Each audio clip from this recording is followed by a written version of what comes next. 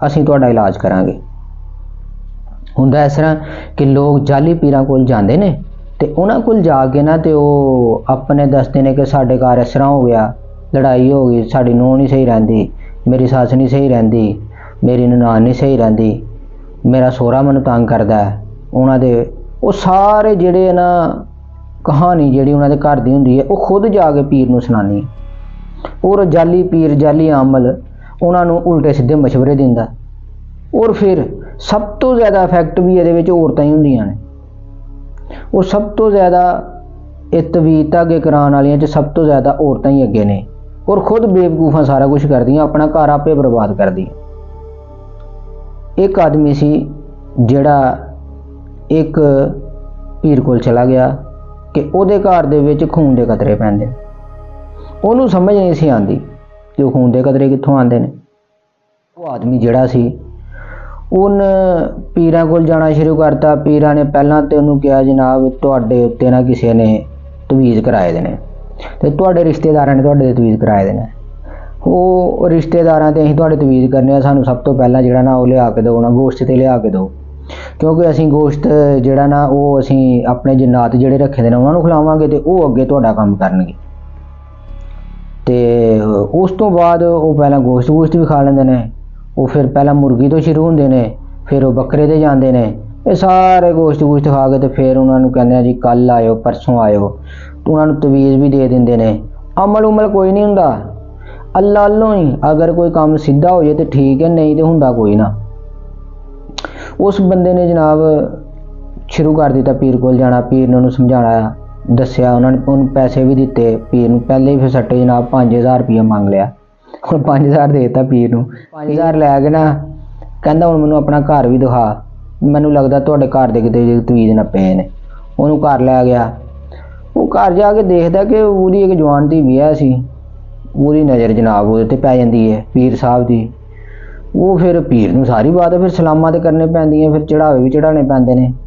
वो जनाब खीर खूर उन्होंने पीर नूं खवाई तो पीर साहब उन्होंने दम करन दे बहाने रोज़ ही आना शुरू हो गया उन्होंने घर। एक दिन छड़ के 2-4 दिन छड़ के तो जनाब पीर नहीं आ जाना। फिर वो आस्ता आस्ता जनाब पीर ने जनाब कुड़ी नूं अपने वस च कर लिया। उहदे ते तवीज़ कीते या कुछ भी किया। लो जी कुड़ी हुण पीर साहब करे। पीर साहब ने अपनी ख्वाहिशां भी पूरियां कीतियां। उस तो बाद लड़की जिहड़ी है छोटी उम्र दी सी, वो ज़हनी तौर पर मजबूर हो गई, ज़हनी तौर पर नीम पागल हो गई। लड़की नूं समझ नहीं सी आंदी मैं करना की है। ये उन्होंने घर के वालदैन उन्होंने कहते उन्होंने जिन चंबड़े या वो साया है, लेकिन साया सूया कोई ना, उन्होंने ज़हनी प्रॉब्लम सी। वो जनाब लड़की जिहड़ी सी उन्होंने कदी की ना है बाहर नूं नठ जाना, बाहर फसलां फुसलां लगी होना, उधर दौड़ां लाई दियां, वो पिछे जनाब सारे नट्ठे दे घर दे, कदी महल्ले दे नट्ठे दे सारे फड़न वास्ते।